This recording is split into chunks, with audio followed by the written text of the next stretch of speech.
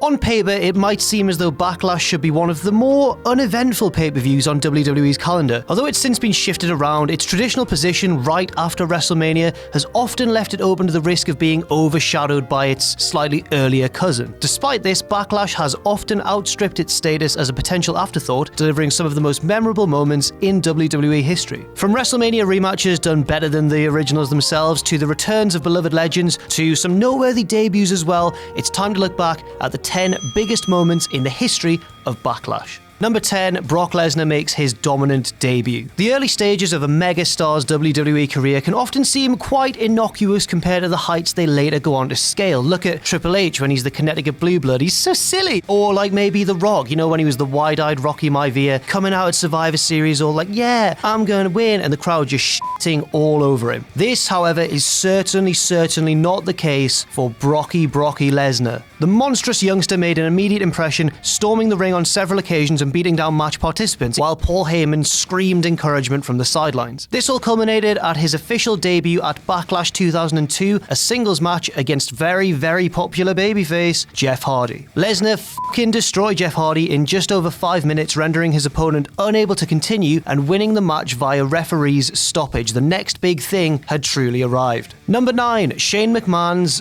other bump. In terms of in-ring action, Shane McMahon is best known for a pair of bumps over a decade apart. The first, at SummerSlam 2000, saw the boss's son just plummet from the side of the Tron. The second, of course, was that iconic WrestleMania moment where Shane leapt from the top of the Hell in a Cell. However, a moment which often goes overlooked came at Backlash 2001 during his Last Man Standing match with The Big Show. It was a very sloppy encounter, in all honesty, interrupted as well by interferences from Vince McMahon and Shane's best buddy, Test. This is a test. However, the ending was dramatic and terrifying enough to help fans forget about everything that came before. Shane scaled the side of the Backlash set, Test was beating down Big Show was down on the floor, Shane leapt off with kind of a back senton and just crashed horribly, terrifyingly onto the floor below, crushing the Big Show and leaving both men down for the count. Thankfully for Shane, Test was on hand to help his bestest buddy back to his feet. He used one of those camera crane things. I asked Sam what it was and he said it was called a camera jib. So he used a camera jib to hoist Shane back to his feet before the count of 10. I like the cut of his jib.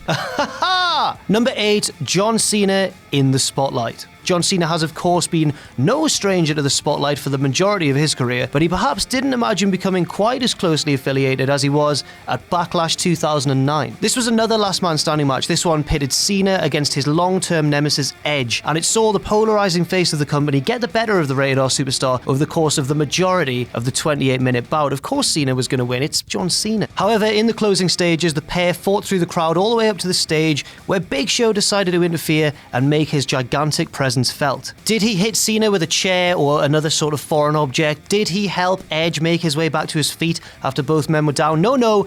Big Show took the novel strategy of just choke-slamming Cena into a spotlight at the side of the stage. One huge comedy explosion and the referee's 10 count later, and Edge was a record-tying 5-time World Heavyweight Champion. Cheers, Big Show. That was a bit excessive, really, but fair play. Number 7, where to, Steffany? Can't take this moment seriously at all. The original Backlash pay-per-view, entitled Backlash in Your House, matches included Mankind versus Big Show in a boiler room brawl, The Acolytes and Mideon versus The Brood, and a main event no DQ match between The Rock and Stone Cold Steve Austin, with Shane McMahon as special guest referee. Naturally, of course he was. Shane's always special guest referee. However, the most memorable moment from the show didn't come in the main event or any of the matches beforehand, but rather after all the matches had taken place. With Austin celebrating his victory in the ring, we suddenly cut to the backstage area where Steffany McMahon, before she turned evil, was awaiting her father's departure in a limousine. Suddenly, to her horror, the divide between her and the driver was lowered, and who should be in the front seat but the dead man himself? Undertaker turned around in his seat, glared at Steffany, and said the line, "Where to, Steffany?" and then just drove away with the boss's daughter in the back. And then later on would obviously go on to try and marry her in that ceremony where Austin came out and saved the day. It was one of the most over-the-top, ridiculous angles, not just of the Attitude Era, but of WWE's history in its entirety. It was bloody fucking fantastic. Number 6, Chris Benoit versus Triple H versus HBK. WrestleMania rematches at Backlash are often the source of discontent amongst wrestling fans. It's seen as kind of an unimaginative piece of booking. However, sometimes these rematches deliver in just as big a way as their original bouts, and this was certainly the case at Backlash 2004. 1 month prior, WrestleMania 20 saw one of the best finishes in the history of WrestleMania as Benoit overcame the odds to defeat Triple H and Shawn Michaels and win the World Heavyweight Championship in the process. It's now obviously unnatural to think of Benoit as a figure of mass support given the events that have happened since, but the Canadian crowd at the time were understandably hot for their hero in a big way. The match featured... Now, before I make this point, to be honest, you've got to understand that WWE love making references to the Montreal Screwjob. They do it all the f***ing time, but this one was one of the more effective nods to the Montreal Screwjob. HBK slapped Benoit in the sharpshooter, and Earl Hebner came down to act as the replacement referee. The crowd lost their shit in a bad way. Heat was raining down from all sides. Fortunately, Chris Benoit was able to escape, and eventually, towards the end of the match, with Triple H incapacitated on the outside, he was able to retain his title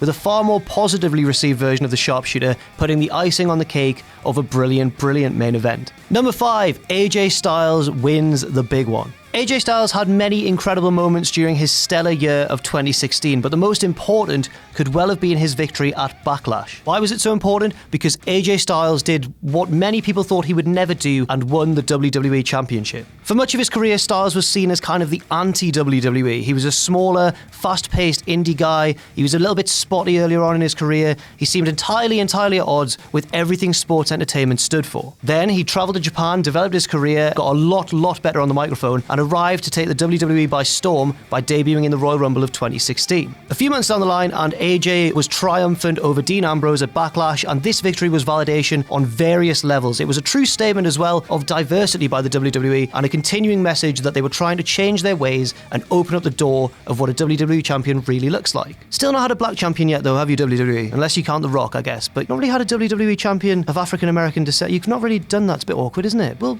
there's still time. Number 4, the debut of Goldberg. The invasion angle of 2001 was at a major disadvantage from the very start, as Vince missed out on signing much of WCW's top talent. I'm talking Hogan, Hall, Nash, Sting, the Yeti, Jeff Jarrett, all those boys. A couple of years later, and a major WCW icon did indeed make his debut in WWE. Backlash 2003 saw the dream main event matchup of The Rock and Goldberg. While the result was kind of telegraphed given Rock's impending retirement from full-time action to concentrate on Hollywood, it certainly felt like a huge dream match nonetheless. Unlike the main event of the following year's Backlash, of course that triple threat between Benoit, Triple H and Michaels, this was a situation where WWE's booking and the wishes of the fans didn't correspond with each other at all. Despite being an arrogant heel leaving the wrestling business to go and become a mega celebrity, Rock found himself incredibly over with the fans, who actually booed Goldberg en route to his crushing victory in just over 10 minutes. Number 3, Mick Foley makes a man out of Randy Orton. Mick Foley has represented the turning point in many heels' careers. His brutal matches with Triple H and Edge helped legitimize those superstars totally, giving an added dimension of toughness to their existing cunningness and wiles. However, the most infamous situation in which Mick Foley made a man out of someone possibly came against Randy Orton in a total bloodbath at Backlash 2004. Before this encounter, Randy Orton wasn't really the kind of twisted sadist that we're used to these days. He was more of kind of a reviled, kind of pretty boy. He was kind of the young up-and-comer in Evolution, the arrogant one, the one that all the girls liked, but also the one that all the girls didn't like because he did naughty things to their bags in the locker room.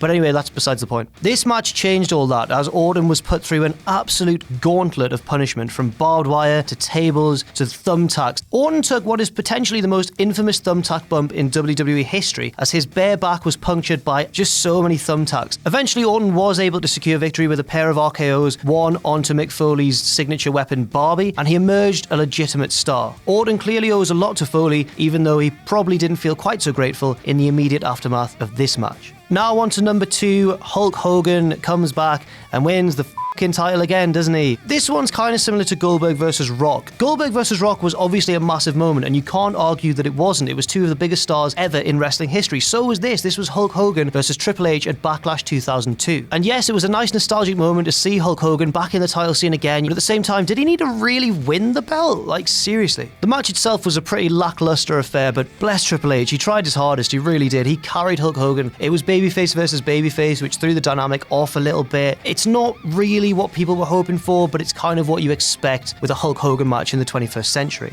As if that wasn't enough, the momentum of the match was twice thrown off by interference, once from Chris Jericho and once from The Undertaker, and that Undertaker interference towards the end is the most baffling part of this whole thing. You see, Undertaker ran in on Triple H and attacked him, and then Hogan waved him off and went, "Get out of here, I want to win this properly," and then Undertaker left, and then Hogan dropped a leg on Triple H while he was down from Undertaker's attack, as if that's somehow more noble and honourable. In fairness, that is the most Hulk Hogan thing I've ever seen, pretending to be the good guy all along, when really, you just want to win and be a selfish little prick, don't you, Hulk? Don't you? I've realised over the course of this entry that I've been a little bit scathing towards Hulk Hogan, so I would like to say that despite all of this, it still was one of the biggest moments in Backlash history. Number one, and you probably knew it was going to be this, Austin returns in 2000. When you think of iconic Backlash moments, there's really only one top answer: Steve Austin's legendary return in 2000, interfering in that main event between Triple H and The Rock. The Texas Rattlesnake hadn't been seen in a ring since Survivor Series of the previous year, when he was infamously ran down by a mystery driver. That driver, of course, turned out to be Rikishi. He did it for The Rock.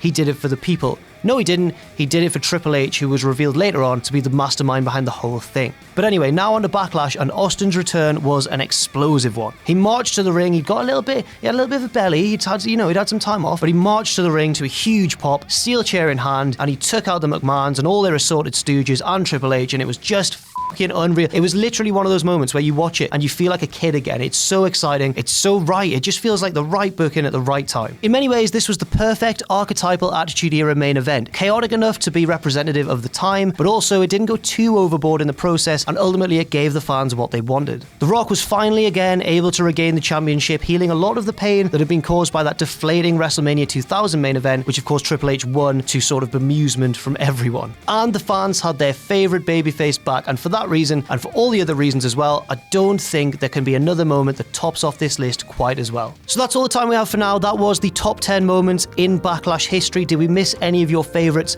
Let us know in the comments section below. I've been Jack from WhatCulture.com. You can follow me on Twitter at JackTheJobber. Thank you very much for listening, and I'll see you very, very soon.